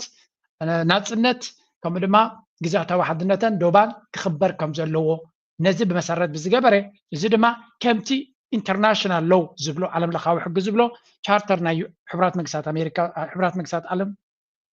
ዝብሎ ከምኡ ድማ ናይቲ ኣፍሪካን ዩኒዮን እውን ኣብቲ ቻርተር ኣሲርዎ ዘሎ እዚ እንድሕር ኮይኑ እቲ መሰረት ሶማልያ ካብ መጀመሪኡ ነዚያ ትደሊ ነይራ ብሓፈሻ እቲ ጉዳይ ግን ዳያሎግ ክህሉ ከም ዘሎ ኣብ ደገ ባሕሪ ንሶማልያ እውን ክጠቅም ዝኽእል ምዃኑ ምርዳእ ከም ዘድልዮ ስለዚ ክልቲኦም ተሰማሚዖም ነቲ ዝድሎ ዘሎ ናይ ባሕሪ ኣፍ ደገ ክልቲኦም ተረዳድዮም ምናልባት ሽምግልና ናይ ቱርኪ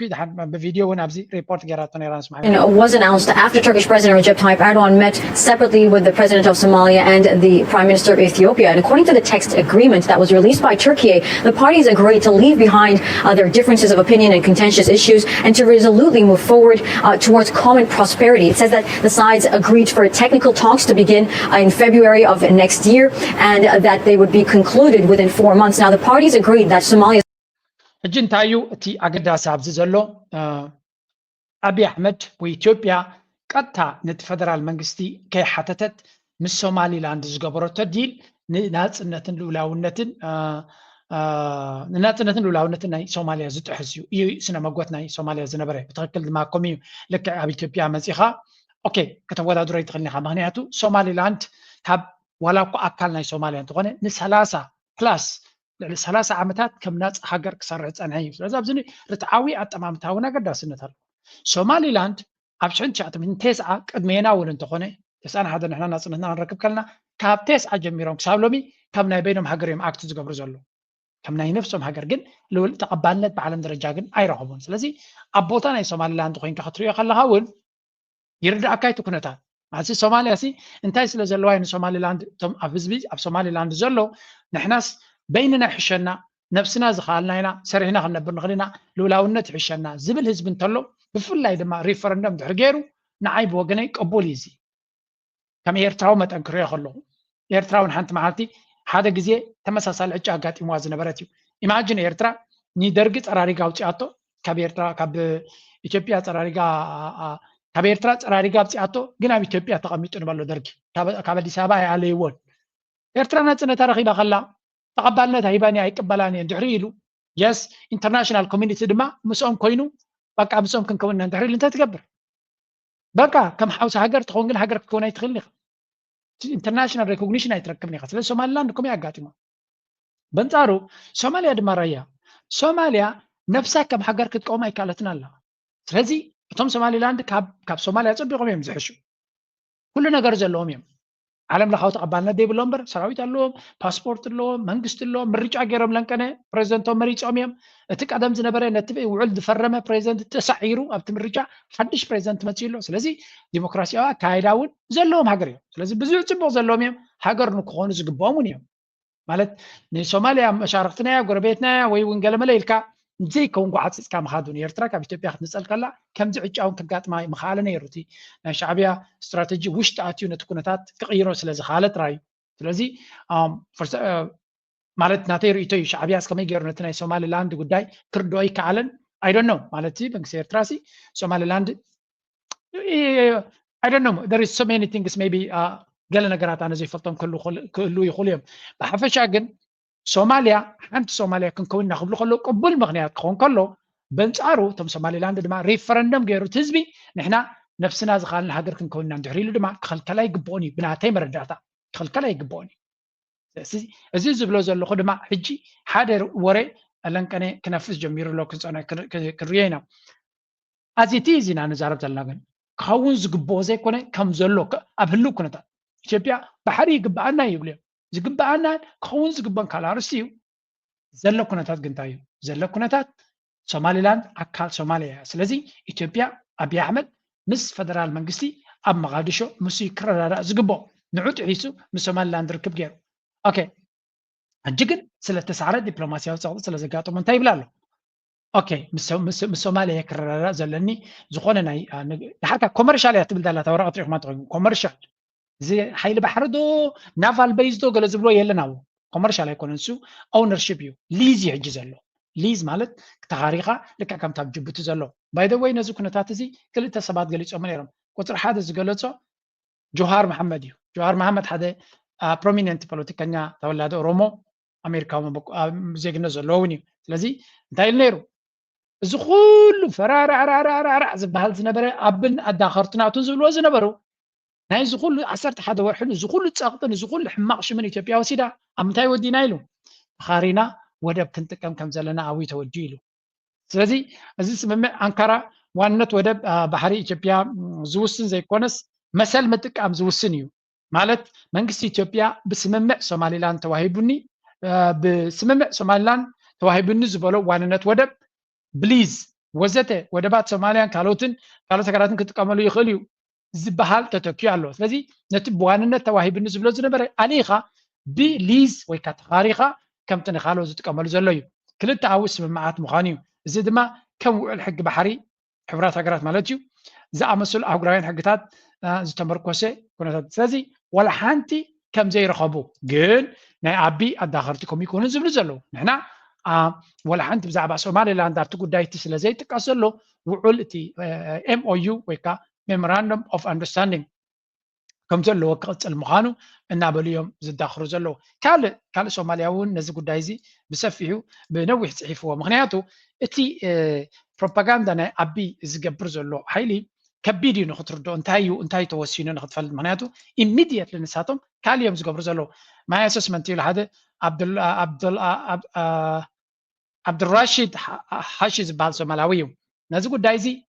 በይነይ ኣንቢበዮ ልክዕ ከም ኩልና ኣንቢበዮ ደጊማ ኣንቢበዮ ከምኡ ድማ ሕጋዊ ክኢላ ሓቲተ ዝተረዳእነ ነገር እንተሎ እዚ ይብላ ኣሎ ቁፅሪ ሓደ እቲ ዲክላሬሽን ወይ እውን ኣዋጅ ተዋሂቡ ዘሎ ኢዝ ፖለቲካል ስቴትመንት ፖለቲካዊ ዘረባ ዳ እምበር ዝኾነ ይኹን ቀያዲ ሌጋል ባይንዲንግ ኣግሪመንት ከም ዘይኮነ ስለዚ ንፖለቲካዊ ጎስጓስ ክጥቀመሉ ትኽእል እምበር ቀያዲ ዝኾነ ይኹን ሕጋዊ ሰነድ ከም ዘይኮነ while this allows ambiguities and weaknesses to be clarified it also highlights why Somalia cannot afford to lower its guards ስለዚ ወላ እኳ እዚ ነገር እዚ ነቲ ዘሎ ወጥርን ኩነታትን ንፃረ ክህብ ዝኽእል እንተኾነ ሶማልያ ግን ተዓዊትና ኢላ ጉዳያ ከተውድቕ ትኽእለሉ ኩነታት ኣይኮነን ዘሎ ይብላ ኣሎ ኢትዮጵያስ ኦፊሻል ጋቨርንመንት ናይቲ መንግስቲ ወግዓዊ ማስ ሚድያ እንታይ ኢሉ ኢሚድየትሊ ቀልጢፍ ድሓር ግን ዝደምሰስዎ ማለት እዩ ነቲ ጉዳይ እቲ ኢትዮጵያ ወላ ሓንቲ ከም ዘይከሰረት ገይሮም እዮም ገሊፆም ነይሮም ኣብ ቁፅሪ ክልተ ንኣብነት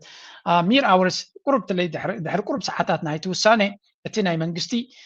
ኦፊሻል ኒውስ ኤጀንሲ እንታይ ኢሉ ነይሩ ድሓር ግን ደምሲሶሞ with the Ankara mediated deal with Somalia, Ethiopia worked its talks in resolving any dispute peacefully. ስለዚ ከምቲ ንሕና ንዛረቦ ዝነበርና ንደልዮ ዝነበርና ኮይንልና ንጉዳይና ብሰላማዊ መንገዲ ክንፈትሖ ኢና ከም ንብል ዝነበርና ስለዚ እቲ ዴክላሬሽን እንታይ ኣነፂሩ ብለው Ethiopia's right to see outlets while upholding MOU with Somaliland and debunking baseless claims of invasion against Somalia. ስለዚ ንሕና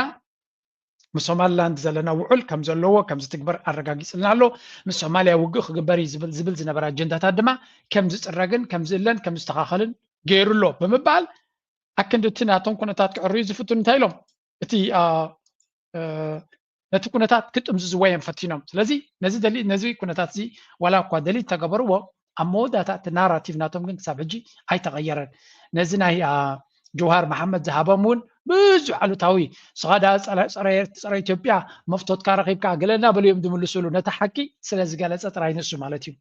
The declaration includes some positive for Somalia if it reaffirms both nations' respect and commitment to one another's sovereignty, unity, independence, and territorial integrity. So كل تزبح زلو نتن إحنا ندليو زنبرنا زنصرن زدمقن كوينو ترخيب يبللو. This is a clear acknowledgement of Somalia's territorial sovereignty. ስለዚህ بحفشة زوج دايزي نسوماليا جلا عوض كوانتو خنجن زخونه يكون زت أمام كلتات كم زي كونه. Again أبي أحمد كسب زدلو كسب زخونه يكون زخون زت كمالو تكتيكون كون غليو. ነዚ ጉዳይ ናቱ ኣብ ናይ እንግሊሽ ቻነል ናትና ድራር ፎር አፍሪካ እቲ ሓሳቡን መታለልን ጠላምን ብዝብል ሓንቲ ቪድዮ ሰሪሕና ኣለና ብእንግሊሽ the liar cheater and backstabber ብምባል ኣርእስቲ ጌርና ኣለና ከትክብራይዋ ቀጻሊ ነዚ ጉዳያታት እዚ ነዚ ኣብዚ ንገብሮ ዘለና ብሕፅር ዝበለ ብእንግሊሽ እናገበርና ክንገብሮ ንፍትና ኣለና ነቲ ድራር ፎር አፍሪካ እውን ደግፉ ምናልባት ነቲ ዝንዓና ንህዝብና ቀንዲ ዕላማ ናተይ ኣነ ንህዝቢ ኤርትራ እዩ ግን ካብኡ ናብኡ ድማ ንሽተይ ዓቕሚ ወሲድና ድማ ነቲ ኢንተርናሽናል ኦዲየንስ እውን ናትና ድምፂ ከነስምዕ ክንክእል ኣለና እዚ ከዓ ሓደ ካብቲ ኩሉ ሰብ ኩሉ ኤርትራዊ ክሰርሓሉ ዘለዎ እዩ ኦኬ እዚ ኩሉ እቲ ንሪኦ ዘለና ንምንታይ ዕላማ ኢና ከምዚ ንዛረብ ዘለና ምክንያቱ ንሳቶም ብዙሕ ሚድያ ኣለዎም ከምኡ ጫውጫው ናይ ሚድያ ኣለዎም ንዑ ተጠቂሞም እንታይ እዮም ክገብሩ ዝፍትኑ ዘለዉ ኤርትራ እያ ከሲራ ኤርትራ እያ ስሒናታ ኤርትራ እያ ከምዚ ኮይና ይብሉ ኣለዉ ካልእ ሓደ ዜና ድማ ብቐፃሊ ኣብዚ ሶሻል ሚድያ ክዘውር ይሪኦ ኣለኹ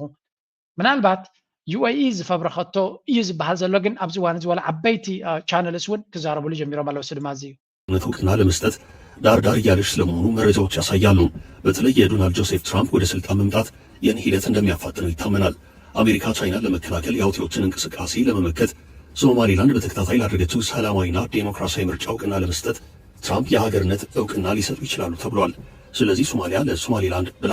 በሌላ ግዛት ለኢትዮጵያ የባህር በር ብትሰጥና ሶማሌላንድ ሀገር መሆኗ ባይቀር ኪሳራ ይሆንባታል ተብሎ ይታሰባል። እናም ብዙዎች ለዚህ ነው ሶማሊያ የባህር በሩን በሶማሌላንድ ውስጥ ለኢትዮጵያ ትሰጥ ትችላለች እያሉ የሚገኙት። ግን ይህ የመሆን ዕድሉ ጠባብ እንደሆነ የሚሞክና ለመከላከል የሁቲዎችን እንቅስቃሴ ለመስጠት ኣብዚ ንሪኦ ዘለና ሶማሊላንድ ኣብ ዘበነ ዶናልድ ትራምፕ ሃገራዊ ከም ሃገር ተቐባልነት ክትረክብ ከም ትኽእል ዝብል ዘረባ ብጣዕሚ ይደጋገም ኣሎ ኣብዚ እዋን እዚ ኣነ ኣብዚኣ መረዳእታ ናተይ ቅልል ዝበለት እያ ቀላልን ሓፃርን እያ ኢማራትን እስራኤልን ንሶማሌላንድ ከም ሃገር ይደልይዋ እንተለዉ ዝተወደአ ጉዳይ ኮይኑ ይስማዓና እስራኤል ረብሓ እንተለዉ ኣብ ሶማሊላንድ እሞ ምስ ኢማራት ብሓደ ኮይኖም ክልቲኦም ሶማሊላንድ ከም ሃገር ተቐባልነት ክትረክብ ኣለዋ እንድሕር ኢሎም ዶናልድ ትራምፕ ካብ ድሌታቶም ክወፅእ ዝኽእል ኣይኮነን ዶናልድ ትራምፕ ከምዚ ክትብሎ ትኽእል ኢኻ ናይ ቢዝነስ ሰብ እዩ ስለዚ እቶም ዘርብሕዎ ዝደልይዎ ክገብረሎም ይኽእል እዩ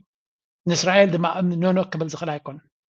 ባይ ዘ ወይ ኣብ ፈለስጢን እቲ ቱ ስቴት ሶሉሽን ዝበሃል ካብ ወፃኢ ካልእ መፍትሒ ክደልየ ዝብል ዘሎ እቲ ዓለም ሙሉእ ተቐበሎ ክልተ ሃገራት ፈለስጢንን እስራኤልን ዝበሃላ ጥቃጥቃ ክኾና ኣለዎን ዝበልዎ እስራኤል እውን ፈሪማ ትብሉ ዝነበረት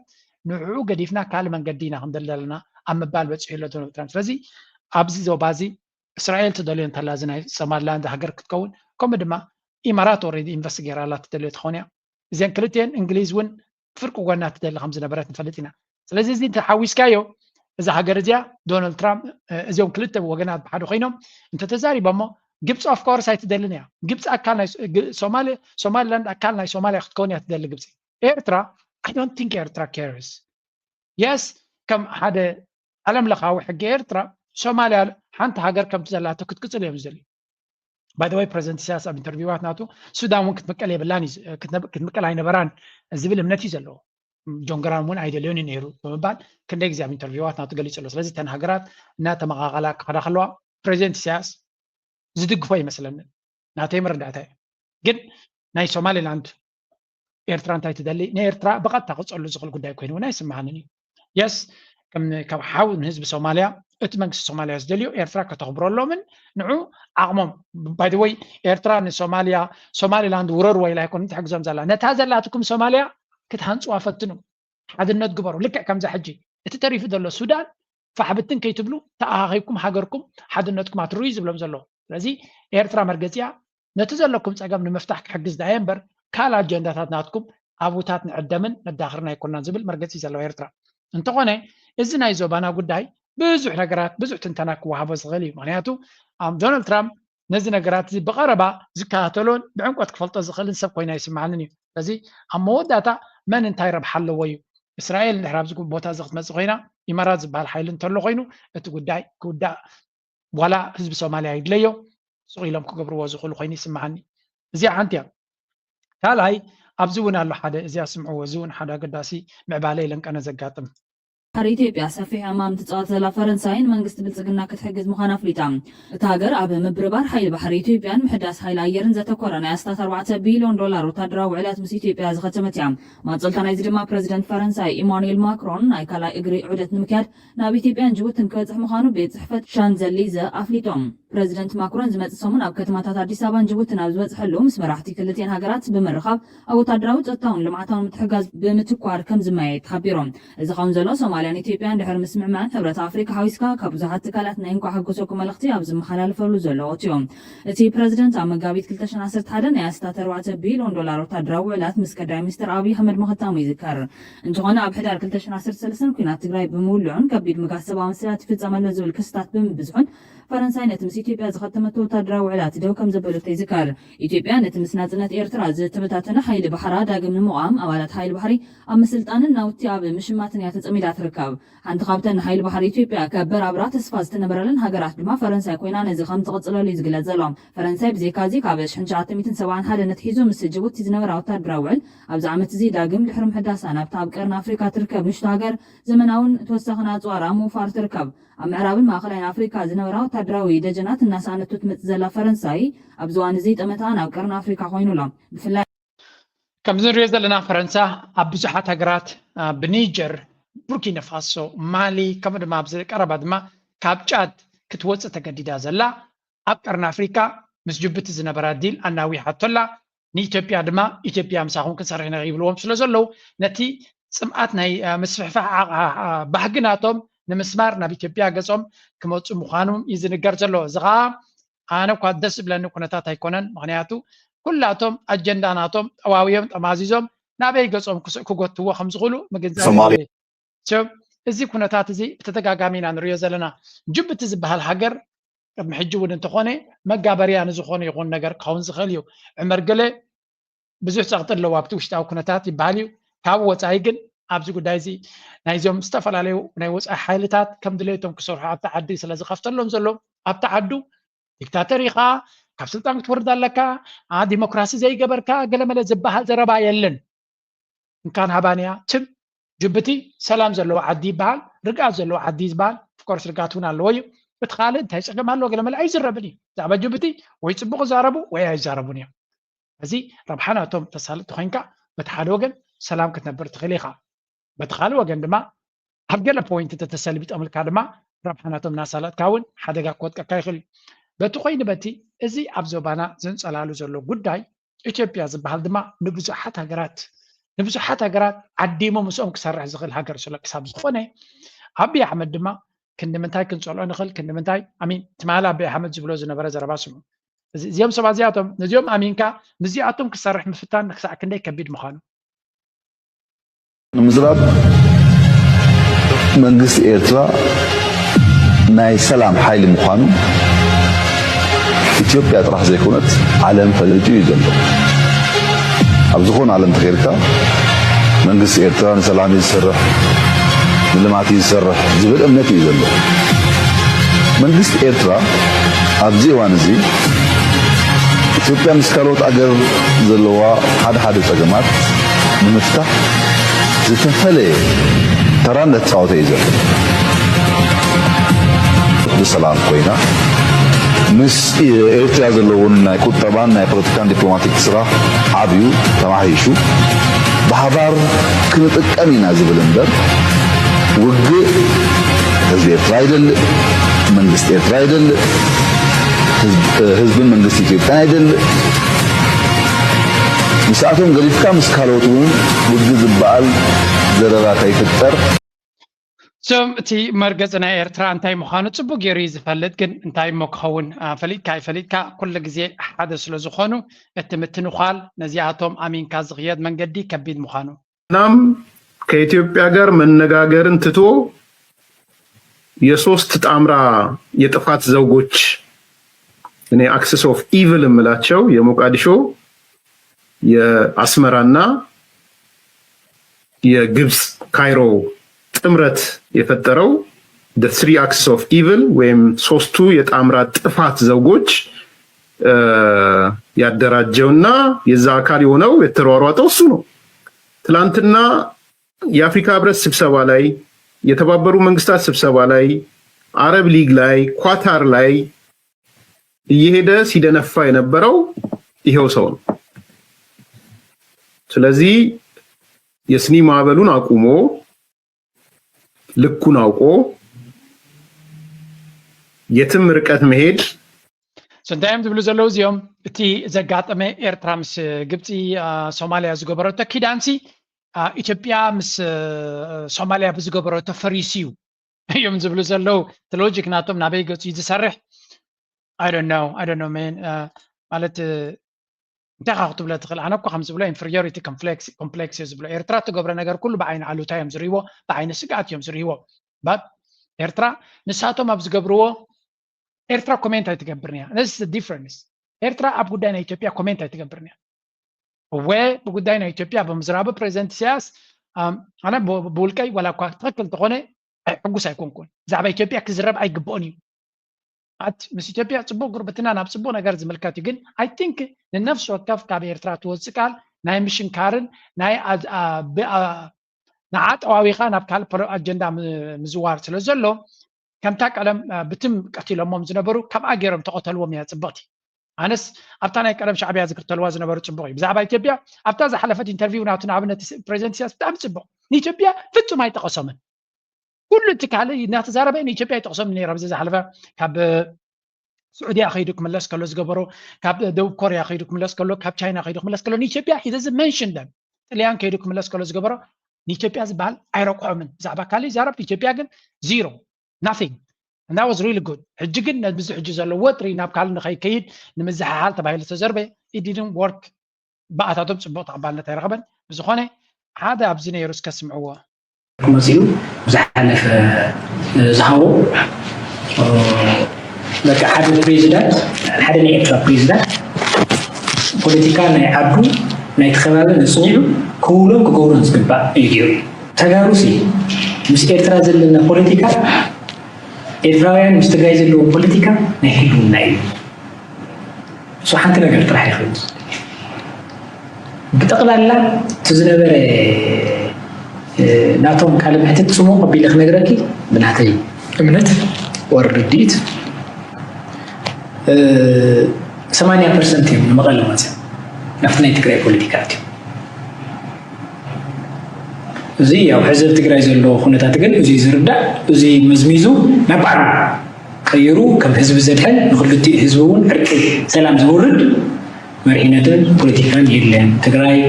መሪሕታ ክትውስን ቤዚካሊ ጉጅለታት ዝውስን እውን ናይ ትግራይ ኣይኮን ሓደ ጉጅለ እውን ነብሲ ክድሕን ናብኡ ተፀግዐ ሓደ ጉጅለ እውን ነብሲ ክድሕን ናብኡ ተፀግዐ ዝርዝር ነብሶም ክድሕን እምበር ናይ ትግራይ ኢንተረስት መሰረት ገይሮም ኣይኮኑ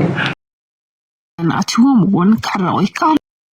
መራሕቲ ሕወሓት ሳልሳይ ወገን ኣትዎም እውን ክዕረቑ ይከኣሉን እኳ ደኣስ ብጠርፊ ዝተዓጀበ መግለፂታት ኣብ ምውፃእ ተፀሚዶም ኣለው ጉባኤ ዘካየደ ሕወሓት ቅድሚ መዓልትታት ዝውፅኦ ንግዜያዊ ምምሕዳር ናይ ጥፍኣት ሓይሊ ዝኸድዐ ጉጅለ እናበለ ይፅውዖ ኣብቲ ብጌታቸው ዝምራሕ ጉጅለ ዝወፀ መግለፂ ድማ ክልምን ሽዋ ዘምርሐ ስልጣን ክትኩበሉ ዝልምን ጉጅለ ዓመፀኛ ጉጅለ ሓሶትን ምድንጋርን ከም ናይ ቃልሲ ስልቲ ዝወሰደ ዝብሉ ቃላት እውን ተጠቂሙ እዞም ብክልቲኦም ኣካላት ዝውፁ ዘለዉ መግለፅታት ነንባዕሎም ንምንቕቃፍ ዝጥቀምሎም ቃላት ብስሩኸዞም ሰባት ኣብ ሓደ እዋን ኣብ ሓደ ኣየምዱ ነይሮም ዝብል ሕቶ እውን ከተልዕል ዝገብር እዩ ከም ህዝቢ ነዛ ኣብ ጎረቤትና ተጋሂዱ ዘሎ ፖለቲካዊ ምዕባለ ከመይ ኢና ንሪኦ ከመይ ኢና ክንገጥሞ ዝብል ሕቶ ክለዓል ሞጎታዊ እቲ ርጡብ መልሲ ደጊም መሚኒ ኮሎና ሒዝና ኣብቲ ናይ ስግር ሩባ ክማዕድወና ዝኽእል በሪኽ ቦታ ደይብና ምፍቕ እዩ እቲ ዝበረኸ ናብ ስግር ሩባ ክጠምተና ዝኽእል ባይታ ድማ ኳዕናን እምባስ ወይራ እዩ ኳዕናን እምባስ ወይራ ክበሃል እንከሎ ግና ዓሚቕ ተምሳሌታዊ ትርጉም ኣለዎ ዝባን በሪኽ እምባስ ወይራ ማለት ኣብቲ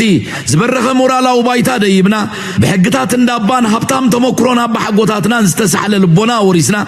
ዕጥቅና ኸየዝለቕና ዕላማና ውዳበናን መሪሕነትና ናስጢምና ከመዓረስ ተረረ ሓድነትን ስኒትን ህዝብና ኣጽኒዕና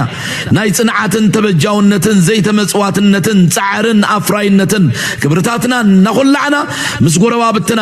ኣብ ጸገሞም عقمنا زفقدو كلنتنا وحجز ناجبرنا تعسيبهم كتصابو خمصون كلو دما بتزردو وقنقان نالهنا نادبنا علم زبلت تبل أكايدا ربع جمل ناخدنا وعزونا هد إلنا خنكتسلينا مالتي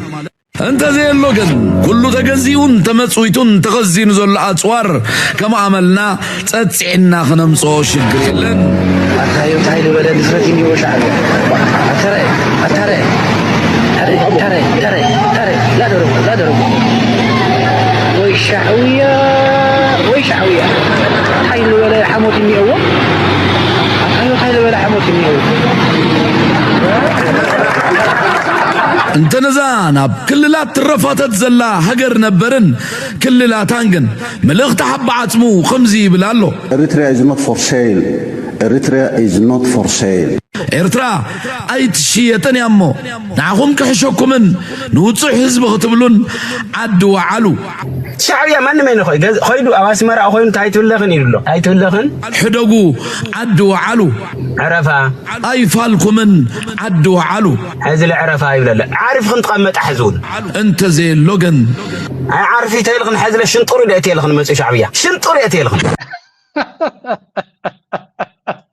بيلا كيرو يبقى رومانسيا اسكن اسكراب تطعم زينات تجي تندهاساسن تمهارو مسجنفر مينستري تمرت زوبا ماكل بمتحبار زدالو عودة ترئيت ايو ديجيتالاو تكنولوجي كالا ادرجا سنبت شمون تتحساس او اسمراك ازري اكسبو تخفيتو ممهر ماكل تمرتن دهاساسن تمهارو مهندس فيلمون هابتن دمص امريكا ابزهابو حبريتا ابتمرئيت كاب حدك ساب 3 عامت زرغح سلطنا بزقسمو 130 تمهارو كالا ادرجا زمعبلو زتفلاليو ناي تكنولوجي كمبيوترن روبوتن الكتريستي الكترونيكسن سبسرحو بالهنز تقاللو 30 بروجكتات كم زقربو دحر متقاس اتي سراح وصيت نايتي زقسمو غبراو سلطنا كم زخونه ابريو حدا زي اما هرا حجي كابتن ريغولار اكاديمي فليز زبلو نايزي غبراو عين تمرت صاب زخونه كورس وصلو خلو ناي سومناوي سمهروا اب ويكند بروجكت يمزقربو زنت مهار زين بملكع بروجكت يمسرحو كله مالكي سلازي زي حجاب زي قريب زلو كمان نزي لب فلي تسرح نغير ايكونن ابتي لا اب كلاس لا تمر خلو سومناو زسرحو زنبر سرحات كابين مسلك سلك غيرو حيزم قريوم زلو مالكي حجي تمرتي بيزدون سم كاريكولم سلازي خونه غبراو عين تمرتي مسارحي مساله دار زركاونا له بروجرام لا غبر سرحلي قال اتني بروجكت زبلنايو تمهارو امانغوم قدس كن الله بودرالو ناتي كابتن هدي تبلص زبر مالتي زي حجي نتسرح عديهم نخ حزون زياده غزي هيبم نخسرحلون حجيزوم مالتي ابز حالفو عمتات اب هاغراو فيستيفال إرترا تمساسال مرئتي كايد كم زنبرن لوم عمت جن بعينتن بزحن تمحايشو نفسو كيلو يكايد بمهلاو ناتو فلينت الله زبله ممهر فيلمون كاند علامو اب تمهارو زياده صلوان درغيتن مفتاريو إلو بتوسخي زم تمهار زيم حفشاويت سرحو زنبر سرحات نا تمهار قربو خلو بزح طقمتات يزلو حدا تم مزانهم انت عينت سرحات يقربكم زلو انت كبركم زخالن كريو خلص زلو تكسبوجر قليل ايكونن بسفر عليه كومون كالين نحاسبو يغبرو مالتي حالا نتم زغرب زلو تمهارون مورالي سرحاتنا فيزي كوم غرم سرحنا يلم قربو خلو زي حدا عبي مورال فاينانس زغبرلهم كاوز عبي سرحنا نخمصو زتابع سلازخونه نخم يتودي زلو ናይ ቀዳማይ ዓመት ስልጠና ከም ዝወሰደን ምስካልኦት ብጾቱ በመዃን በትግርኛን እንግሊዝኛን ዝተዳለወ ንታሪኻዊ ቦታታትን ካርታ ኤርትራን ዝሕብር መተግበሪ ከም ዘዳለወ ዝተዛረበ ተማሃራይ ታሽዓይ ክፍሊ ዮናታን ተስፋ አለም ነቲ ስራሕ ንመወከስን መምሃርን ኢሎም ከም ዘዳለወዎ ሓቢሩ እዚኣ ፕሮጀክት ክንሪኣ ከለና ከዓኒ እዚኣ ኣዋር ሂስትሪ ትብል ፕሮጀክት ንዓድታት ናይ ኤርትራ ታሪኻውያን ዓድታት ናይ ኤርትራ ማለት እዩ ዓፅር ኣቢላ እተላሊ ዓይነት ፕሮጀክት ኮይና ከም ብዙሕ ጋይድ ክንጥቀመላ ንኽእልና ገለ ካብኡ ከዓኒ ቱሪስት ጋይድ ክትከውን ትኽእል እያ ወላ ነቲ ወዲ ሃገር ከዓኒ ታሪክ ሃገሩ ንክፈልጥ ከዓኒ ትጠቅም ትኽእል እያ ማለት እዩ ሕጂ ሎሚ ኩሉ ግዜ ናብ ቴክኖሎጂ ዝኸዱ ዘሎ እቲ ብዛዕባ ታሪክ ናይ ኤርትራ ወይ እቲ መፅሓፍቲ ዝተፃሕፈ ስኒ ዳርጋ ዘንብቦ እውን የለን በጀካቶም ዓበይቲ ሕጂ ከዓኒ እቶም መንእሰያት ስኒ ኣብ ሞባይሎም ሒዘምዋ ትኸይዶም ነዚ ኣፕሊኬሽን እዚኣስ ንሃገሮም ዘይፈልጠሉ ምክንያት የለን ሰያት መበገሲ ምክንያት ማለት እዩ بوجل دان عالم زمعبله معبول مخازينو قمان بزبل استسمي سرح دما حدا كابتوم بناي كالاي عمل أنت تمهارو زقربة أمدايت عنا زتكورة سراحيو إذا بروجكت أنت على ما أندرتينا مجمعتا كم تنفوتم كيميكالس تنكيفنا أفنجانا عين أندرتينا حدقنا تاتيمنا أكلتنا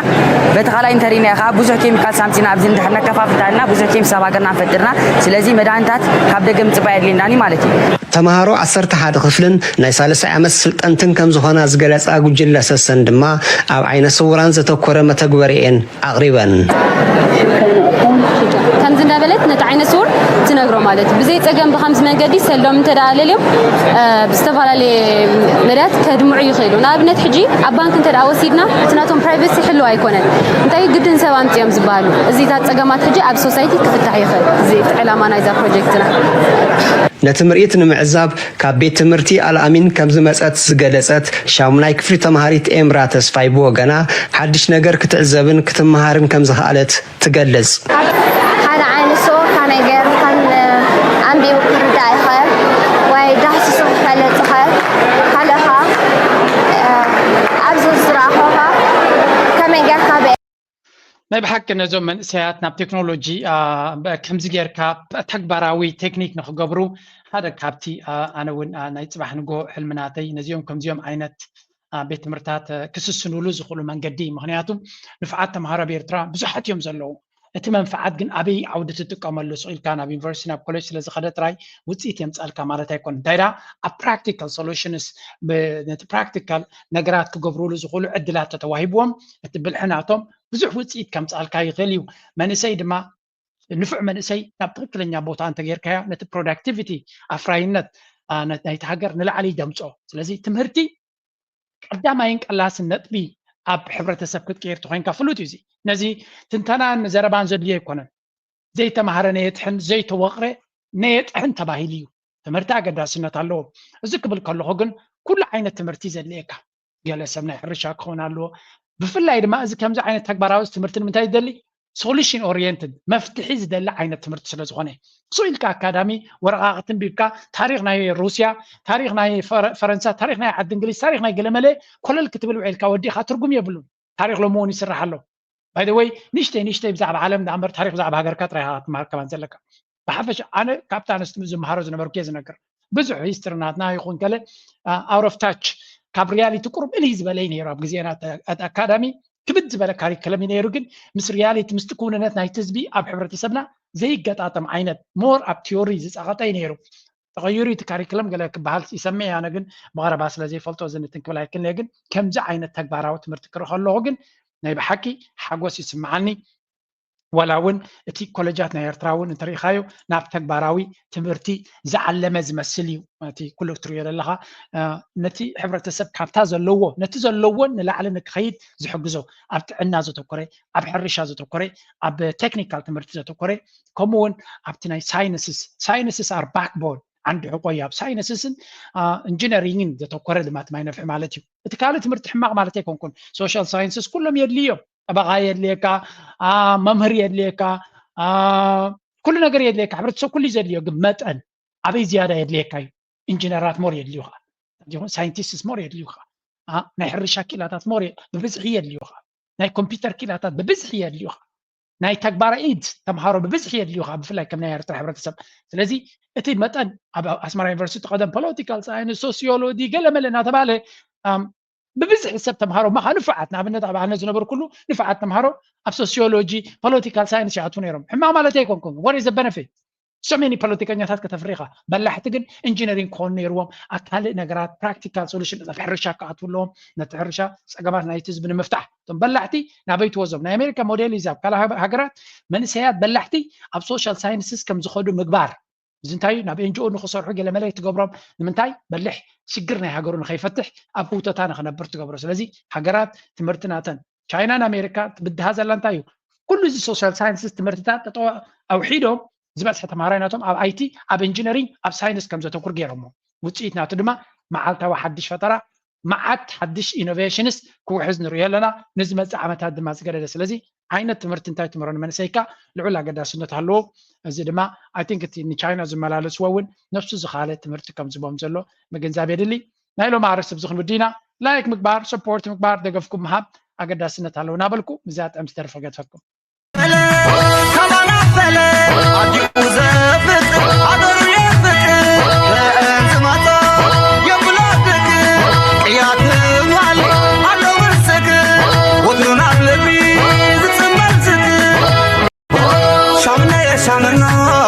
Shamuna ya shamuna,